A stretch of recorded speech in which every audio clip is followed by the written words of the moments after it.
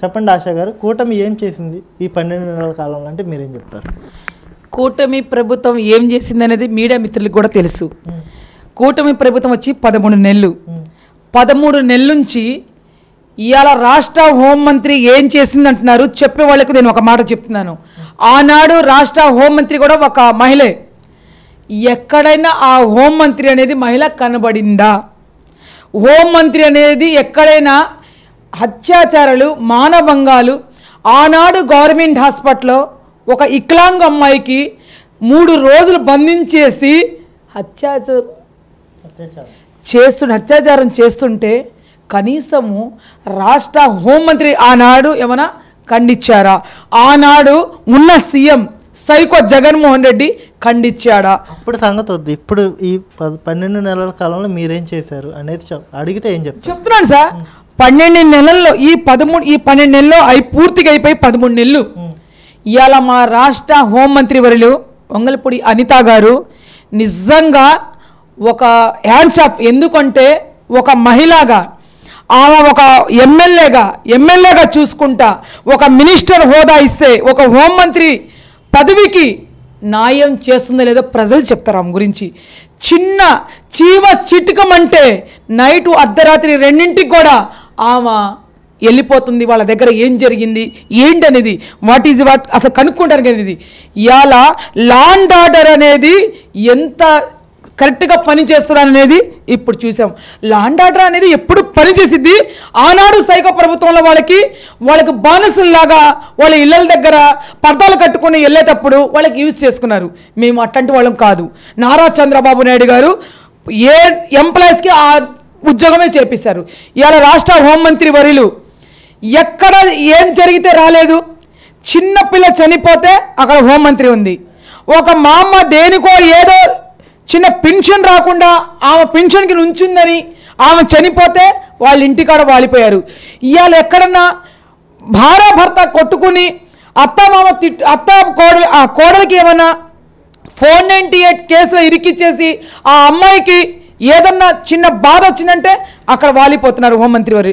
అంటే వంగలపూడి అనిత గారి ముందు ఇవాళ ఆనాడు సైకో ప్రభుత్వంలో ఉన్న ఒక మహిళ కానివ్వండి, ఒక ఆనాడు మినిస్టర్లు కానివ్వండి పనికిరారు. ఎందుకంటే అనిత అనే ఆమె ఒక లేజెండ్ అంటే మహిళకి లేజెండ్ అనమాట.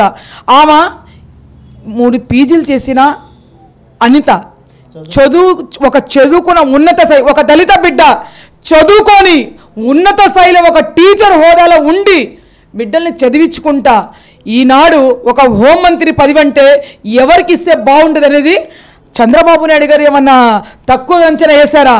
చంద్రబాబు నాయుడు గారు హోమ్ మినిస్టర్ హోదా ఎవరికి ఇస్తే వాళ్ళు న్యాయం చేస్తారనేది ఆ న్యాయం అనేది మా అనితమ్మ చూపించారు కాబట్టి ఆమెకు హోమ్ మినిస్టర్ ఇచ్చారు. దానికి న్యాయము గంటకి కనీసం ఆమె 24 గంటల్లో ఒక 4 గంటలు 3 గంటలు కూడా ఆమె ఖాళీగా పిల్లలతో కూడా స్పెండ్ చేయలేని పరిస్థితిలో ఉన్నారు ఆవిడ. ఎందుకంటే ఒక పోలిట్ బ్యూరో సభ్యురాలు, ఒక నియోజకవర్గం చూసుకోవాలా, హోమ్ మినిస్టర్ హోదాని చూసుకోవాలా. ఇవాళ ఆంధ్ర రాష్ట్రంలో ఉన్న పోలీసు వాళ్ళకి అడగండి చెప్తారు హోమ్ మినిస్టర్ అనేది ఏందనేది. ఒక మహిళా అధ్యక్షురాలు మహిళల కోసం ముఖ్యం. ఇవాళ మహిళకి నెలకి 2 నెలలకు ఒకసారి మా మహిళలతో ఆమె వచ్చేసి 4 గంటలు 3 గంటలు మీటింగ్ పెట్టేసి మనం ఏంటి, మనం ఎట్లా ఉన్నాం, మేము ఏం చేస్తున్నాం, మీరు ఎట్లా ఉన్నారని మరియు వాటి గురించి కూడా ఆమె నిజంగా చెప్తున్నా ఒక తల్లిగా మీకు భావించేసి హ్యాండ్షాప్ చెప్తున్నానమ్మా. మాకన్నా మీరు చిన్న వయసు వాళ్ళే, ఒక తల్లి కన్నా మించిన పనులు మీరు చేస్తున్నారు. ఏ ఆడపిల్ల కూడా ఇన్ని రాజకీయాలు ఆనాడు ఎన్టీఆర్ ప్రభుత్వంలో మొట్టమొదటిగా ఆనాడు ఆమె స్పీకర్ ప్రతిమా భారతి గారు, రెండో ప్రతిమా భారతి గారు మా వంగలపూడి అనిత గారని నేను కాదు ఈ మాట చెప్పింది. ఇలా రాష్ట్రంలో ఉన్న పోలీసు వాళ్ళు చెప్తున్నారు ఇదే మాట, ప్రజలు చెప్తున్నారు ఇదే మాట. ఆనాడు ప్రతిమా భారతి చేశారు, ఈనాడు వంగలపూడి అనిత గారు అదే ఇదిలో నిజంగా ఆడబిడ్డలాగా ఆమె ఒక ఆడపిల్ల హోదాలో ఉండి కూడా ఒక ఆడవాళ్ళని కూడా పక్కన పెట్టేసి ఈ పని మొగలు కూడా చేయలేరు, ఏ మొగ జాతి కూడా చేయలేరు. అంటే గడిచిన 5 ఏళ్ళుగా అనేక పోరాటాలు చేశారు వైసీపీ ప్రభుత్వాన్ని. వాళ్ళు చేసే తప్పులన్నీ కూడా ఎప్పటికప్పుడు ఎండకడుతూ అనేక మార్లు మీడియాతో మాట్లాడడం, అనేక పోరాటాలు చేయడం, అనేక విధాలుగా వ్యతిరేకించిన పరిస్థితి. మీరు తప్పు చేస్తున్నారు, సరిదిద్దుకొని అని చెప్పి సూచించారు కదా.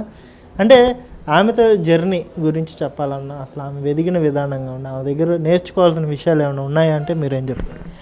నిజంగా నేను గత 6 సంవత్సరాలు కంప్లీట్ అయిపోయింది, ఆమెతో నడిచి 7వ సంవత్సరంలో అడుగుపెట్టాను. ఆనాడు తెలుగు మహిళ ఆమెకి అధ్యక్షురాలకు ఇచ్చినప్పుడు, నాకు ఉపాధ్యక్షురాలు ఇచ్చినప్పుడు నిజంగా నేను నా చిన్న వయసులో నాకు తల్లి చనిపోయారు.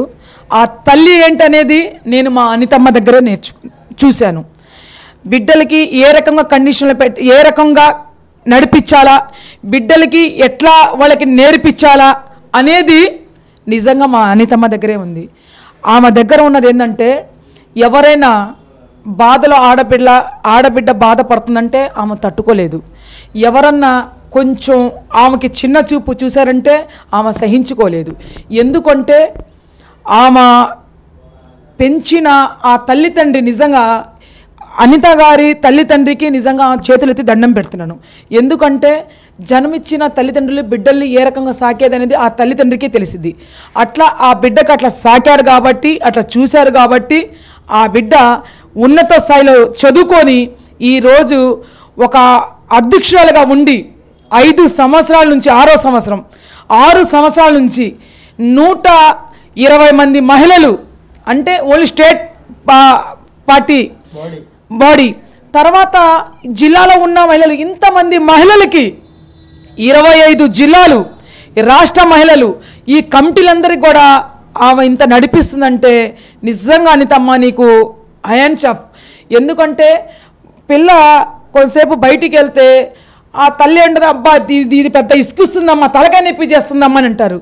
కానీ ఈ వంగలపూడి అనితమ్మ, మా హోమ్ మినిస్టర్ అనితమ్మ నిజంగా బిడ్డల మీద ఇసుక్కుంటాం కానీ, బిడ్డల మీద చీ అంటాం కానీ, ఒక బిడ్డలుగానే మాకు అందరికీ భావించారు, ఒక బిడ్డలుగానే మాకు చూస్తున్నారు. ఈ రోజు కూడా స్టిల్ నిజంగా నేను తల్లి అంటే మా అనితమ్మకే అనుకుంటున్నాను, నా తల్లి అనితమ్మే అనుకుంటాం కాదు, అంటున్నాను కూడా. ఎందుకంటే నాకు ఒక బిడ్డలాగా చూస్తారు కాబట్టి నా తల్లి ఆవిడే. నా తల్లి నాకు చిన్న వయసులో చనిపోయారు కాబట్టి నాకు ఒక తల్లి ఎవరంటే అనితమ్మ. చిన్న వయసు ఉన్నా కూడా నాకు ఒక తల్లిలాగే, నాకు ఒక బిడ్డలాగే నడిపించారు కాబట్టి ఆమెని చూసి కొన్ని నేను నేర్చుకున్నాను. నేనేం నేర్చుకున్నానంటే, ఎదుటి వాళ్ళకి ఎట్లా గౌరవం ఇవ్వటము, మహిళలంటే ఎట్లా రెస్పెక్ట్ ఇవ్వటము, మహిళలకి ఎట్లా చూడటం అనేది ఆవిడ దగ్గర నుంచి నేను నేర్చుకుంది. మేము రాజకీయాల్లో ఉన్నామని మనని ఇష్టం వచ్చినట్టు మాట్లాడతాం కాదు, ఆమె మాట్లాడదు కాబట్టి ఆమె దగ్గర నుంచి నేర్చుకునే కొన్ని విషయాలు. ఎదుట వాళ్ళకి రెస్పెక్ట్ ఎట్లా ఇవ్వాలా, పెద్దవాళ్ళు అంటే ఎట్లా గౌరవం ఇవ్వాలనేది ఆమె దగ్గర నుంచి ఇవన్నీ కూడా నేను నేర్చుకున్న ఈ 6 సంవత్సరాల నుంచి ఈ విషయాలు. నాకు అందుకనే అనితమ్మ అంటే నిజంగా తన 2 బిడ్డలు ఉన్నారు. ఆ 2 బిడ్డలకి కూడా ఆమె ఎక్కడ టైం దొరుకుతుంది, కనీసం ఆ బిడ్డలతో 1 గంట కూడా స్పెండ్ చేయలేని పరిస్థితుల్లో ఈరోజు ఒక రాష్ట్ర హోంమంత్రి వారు ఉన్నారు. ఎందుకంటే ఆ రకంగా సైకో ప్రభుత్వం అట్లా చేసి వెళ్ళింది కాబట్టి ఆ రాష్ట్రానికి మళ్ళీ చక్కబెట్టాలంటే ఇలా గంజాయి వాళ్ళకి ఆనాడు గంజాయిలో ముంచేశారు. ఈ గంజాయి వాళ్ళకి అరికట్టడానికి ఇప్పుడు 70% అరికట్టారు, ఇంకా 30% ఉంది. ఆ 30% కూడా అరికట్టడానికి ఇలా రాష్ట్ర హోంమంత్రి వర్యులు, ఇలా పోలీస్ డిపార్ట్మెంట్ ఆ రకంగా పనిచేస్తుంది. ఇలా మా ఎన్టీఆర్ జిల్లా నుంచి మన సిపి గారు ఉన్నారు, పోలీస్ కమిషనర్ గారు, నిజంగా ఆయన కూడా ఎంతో చక్కగా అంటే అక్కడ నడిపించే వాళ్ళు కరెక్ట్గా ఉంటే నడిసే వాళ్ళు కూడా దారి కరెక్ట్గా నడుస్తారు. ఇలా హోంమంత్రి వర్యులు వంగలపూడి అనిత గారు తనకి ఒక క్షణం కూడా కూర్చోబెట్టినట్లేదు. ఎక్కడైనా జరిగిందంటే వెంటనే ఆ జిల్లా ఎస్పీకి, ఈ జిల్లా ఎస్పీకి, ఈ జిల్లా కమిషనర్కి ఎట్లా ఫోన్లు చేయటం, అక్కడ 10 నిమిషాలు 15 నిమిషాలు అక్కడ వాలిపోతున్నారు. అందుకనే వీళ్ళు లా అండ్ ఆర్డర్, ఇలా లా అండ్ ఆర్డర్ చెప్తుంది, ఇలా పోలీస్ డిపార్ట్మెంట్ చెప్తుంది.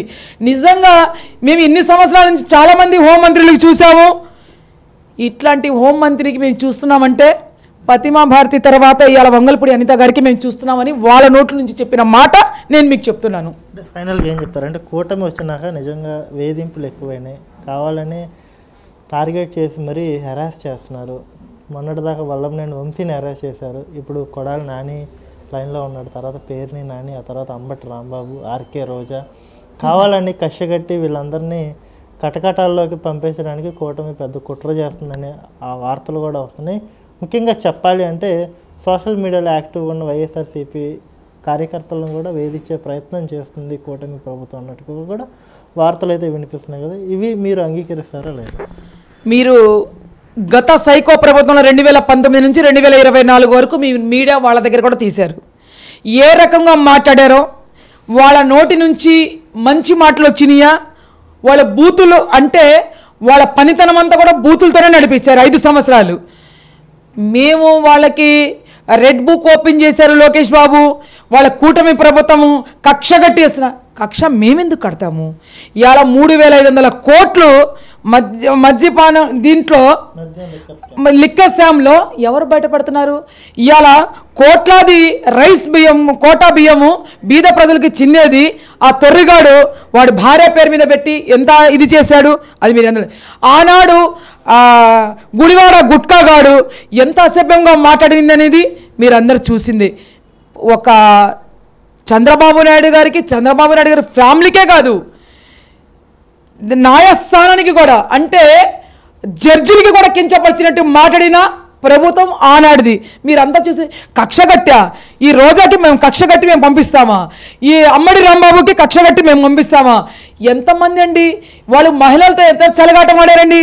ఆనాడు ఎంపీగా గెలిపించేసి అనంతపూర్లో ఏం పేరు వాడిది, ఏదో వాడు పేరు కూడా నాకు రాదు ఎందుకంటే అంత అసభ్యం వాడు కాబట్టి, మాధవ్ ఏదో గోరంట్ల మాధవ్, వాడి పేరు చెప్పడానికి ఎందుకు రావట్లేదంటే నాకు వాడు గౌరవం అంటే ప్రపంచం మొత్తం తలదించుకున్నట్టు చేసిన పని కాబట్టి అట్లాంటి వాళ్ళకి పార్లమెంట్లో కూర్చోబెడితే వాళ్ళు ఆ పనులు చేశారు. ఇవాళ అమ్మడి రాంబాబుకి పోలవరం ఏమైంది చూడరా ఎదో అంటే పూలు పెట్టుకొని రమ్మని చెప్పినవాడు ఎదవలు వీళ్ళు.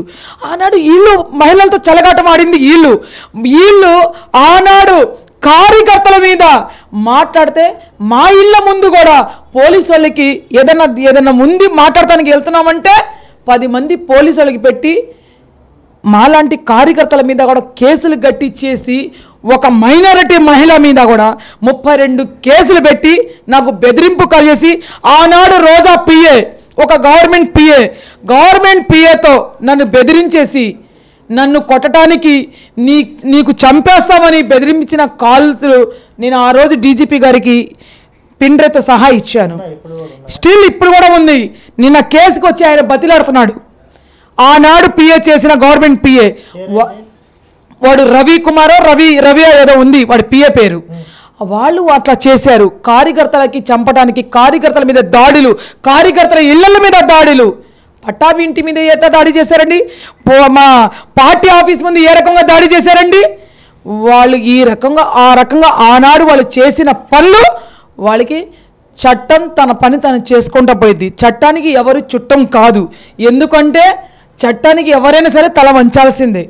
ఆనాడు ఇందిరాగాంధీ ఏదో చిన్న తప్పు చేసిందని 18 నిమిషాలు 18 గంటలో జైలు ఉండొచ్చిన ఆవిడే. మీరంత పెద్ద లెక్కేంటి?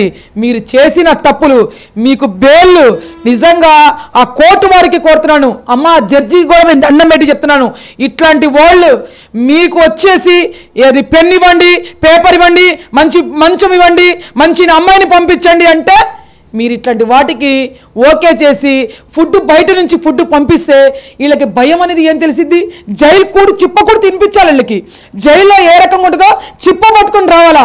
ఇట్లాంటి ఎదవలకి రెండోసారి ఎవరు కూడా ఇట్లాంటి పని చేయకుండా ఉంటారు. కాబట్టి నేను కోర్టు వారికి కూడా కోరుతున్నాను, కోర్టు వారికి కూడా నిజంగా దండం పెట్టి చెప్తున్నాను, వాళ్ళు చెప్పిన పనులన్నీ కూడా మీరు చేశారంటే పక్కన చేసిన తప్పు చేసిన వెళ్ళేవాడు ఉన్నాడు, తప్పు చేయకుండా శిక్ష అనుభవించేవాడు వాళ్ళు లోపల ఉన్నాడు.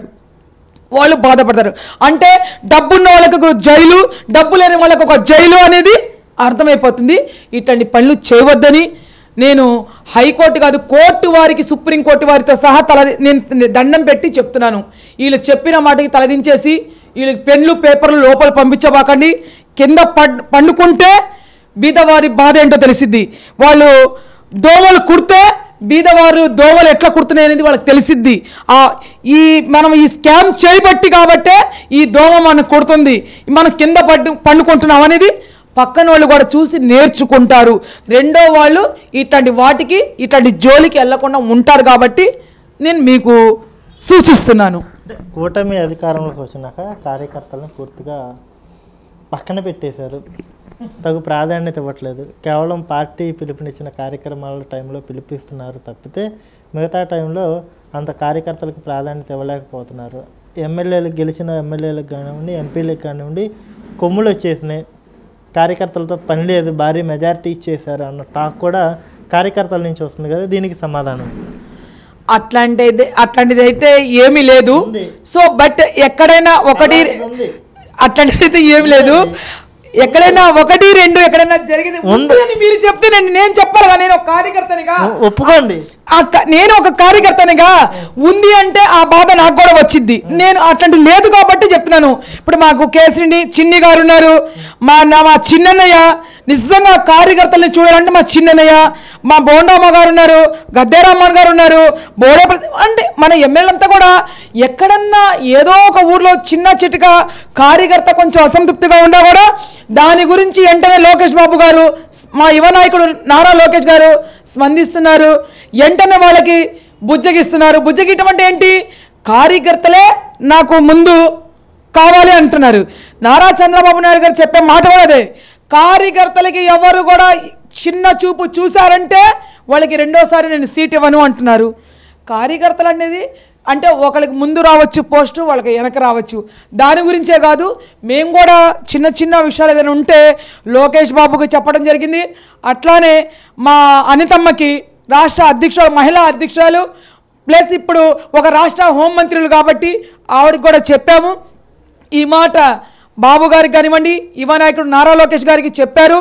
చిన్న విషయము ఏదైనా ఎక్కడన్నా మహిళలకి వాళ్ళు అసంతృప్తిగా ఉన్నా కూడా వెంటనే వాళ్ళకి ఏదైనా చేయటం కానివ్వండి, ఆ నియోజకవర్గం నుంచి ఫోన్ చేసి వాళ్ళ ఎమ్మెల్యేకి కానివ్వండి, వాళ్ళ ఎంపీకి కానివ్వండి చెప్పి చేయటం అంతా బాగానే జరుగుతుంది. మా ఎన్టీఆర్ జిల్లా గురించి అయితే కేసినేని శివనాథ్ చిన్ని గారు ఒక చరిత్ర సృష్టించి 2,85,000 ఓట్లు మెజార్టీతో గెలిచి ఇలా కార్యకర్తలకు అబ్బా అనిపిస్తున్నారు. ఇలా ప్రత్యేకంగా చెప్పాలంటే పశ్చిమ నియోజకవర్గంలో మాకు ఎవరనేది ఇక్కడ ఒక ఇన్ఛార్జి లేరు. మా కోఆర్డినేటర్ ఎంపీ గారే, మాకు ఇన్ఛార్జి మా ఎంపీ గారే, మా ఎంపీ గారే. మాకైతే కార్యకర్తలకు చిన్న లోటు కూడా లేదు, ఎక్కడ కూడా మేము అసంతృప్తిగా లేదు. ఎవరికైనా సరే వెనక ముందు 10,000 వస్తూ ఉంటాయి. ఆ 10,000 గురించి మాకు తెలుసు, ఎందుకంటే గత 20 సంవత్సరాల నుంచి తెలుగుదేశం పార్టీలో పనిచేస్తున్నాం కాబట్టి మాకు అన్నీ తెలుసు. పశ్చిమ నియోజకవర్గం అన్నారు కాబట్టి ఇక్కడ ఎమ్మెల్యే సుజనా చౌదరి గారి పనితీరు ఎలా ఉంది అంటే ఆయన అసలు అవైలబిలిటీలో ఉండరు, అంతా కూడా పిఏ పాలన నడుస్తుంది అని చెప్పేసి కూడా పబ్లిక్లో అయితే టాక్ ఉంది. ఎమ్మెల్యేగా గెలిచి ప్రజలకు అందుబాటులో ఉండకుండా పిఏ పరిపాలన ఏంటి, పిఏని కాదు కదా మేము గెలిపించింది సుజనా చౌదరిని కదా అని చెప్పేసి కూడా కొన్ని వార్తలు అయితే వస్తున్నాయి. దీనికి మీ సమాధానం? సుజనా చౌదరి గారు ఒక ఎమ్మెల్యేగా 50,000 ఓట్లు మెజార్టీతో కూటమి ప్రభుత్వంతో గెలిచారు. కానీ పశ్చిమ నియోజకవర్గంలో ఆయన మంచి పనులు చేస్తున్నారు. ఒకటి పిఏ గురించి కాదు, ఒక షాడో ఎమ్మెల్యే లాగా అంటే ఆయన సంతకం లాగా ఆయనకి కేటాయించారు. రెండోది ఆయన ఎమ్మెల్యే లాగే ఇప్పుడు ఇక్కడ ప్రతి విషయం కూడా ఉదయం 10 నుంచి రాత్రి 10 వరకు తన పిఏ తన ఒక షాడో ఎమ్మెల్యేగా తన పనితనం చేస్తూనే ఉన్నారు. ఇంకొకటి ఒక వారంటరీగా సుజనా ఫౌండేషన్ నుంచి ఒక వారంటరీగా ఒక డీజన్కి 3-4 పెట్టేసి ఆయన సొంత నిధులతో బళ్ళు ఇచ్చేసి పిల్లలకి, ఆడపిల్లలకి నెలకి 10,000 జీతం ఇచ్చేసి, అంటే ఒక డీజన్లో పరిస్థితులు ఎలా ఉన్నాయి, వాళ్ళ పరిస్థితులు ఏంటనేది ప్రతి ఇంటికి కనుక్కుంటున్నారు. మరి ఆయనే ఇక్కడ ఉంటే అక్కడ నుంచి ఆయన చేసే వ్యాపారం దగ్గర నుంచి కానీ వ్యాపారాలు చూసుకోవాలా, అటు నుంచి డబ్బులు తీసుకొచ్చే ఇటు డెవలప్ చేయడానికి. ఇవాళ అండర్ లైన్లు ఏదో నిన్న శంకుస్థాపన చేశారు ఎమ్మెల్యే గారు. ప్రతి నిమిషానికి బీదవాళ్ళకి ఏ అవసరం వచ్చినా కూడా పార్టీ అనేది ఆయన చూడట్లేదు. ఇది వైసీపీ పార్టీ, ఇది టీడీపీ పార్టీ, ఇది బీజేపీ పార్టీ, ఇది జనసేన పార్టీ, ఇది కమ్యూనిస్ట్ పార్టీ, ఇది కాంగ్రెస్ పార్టీ అనేది పార్టీలకి అతీతంగా ఎవరు వెళ్ళినా కూడా ఆయన చేతైన సహాయం చేస్తున్నారు. బీద పిల్లలకి ఆయన చదివిటం కానివ్వండి, బీద వాళ్ళు ఏదన్నా బళ్ళు పెట్టుకొని మేము వర్క్ చేసుకుంటామంటే ఏ సమస్య అయినా కూడా, చిన్న పోలీస్ స్టేషన్ సమస్య వచ్చినా కూడా చిన్న పని అయినా కూడా వాళ్ళు చేస్తున్నారు. ఇవాళ ఒకటి అంటున్నారు కొంతమంది ఉద్యోగస్తులు పశ్చిమ నియోజకవర్గం నుంచి, పోలీసు వాళ్ళు కానివ్వండి, గవర్నమెంట్ ఎంప్లాయీస్లు, మరి సచివాలయం అడ్మిన్లు కానివ్వండి, మాకు సెక్రటరీ వాళ్ళు అంటున్నారు అసలు మాకు ఎమ్మెల్యే గురించి పాపం చిన్న మాట కూడా ఉండదు, నిజంగా ఈ నియోజకవర్గంలో మేము చేస్తున్నామంటే అదృష్టవంతులు అంటున్నారు. ఎందుకంటే ఎమ్మెల్యే గారు ఆ డబ్బుకి, అవినీతి డబ్బుకి కన్నెత్తి చూసే ఎమ్మెల్యే సుజనా చౌదరి కాదు. డబ్బు అనేది తీసుకొచ్చేసి ఆయన చేసే బిజినెస్ నుంచి తీసుకొచ్చేసి ఇక్కడ డెవలప్ చేయడానికి ఒక్క సంవత్సరంలో మీరు చూడండి, సంవత్సరమే గడిచింది.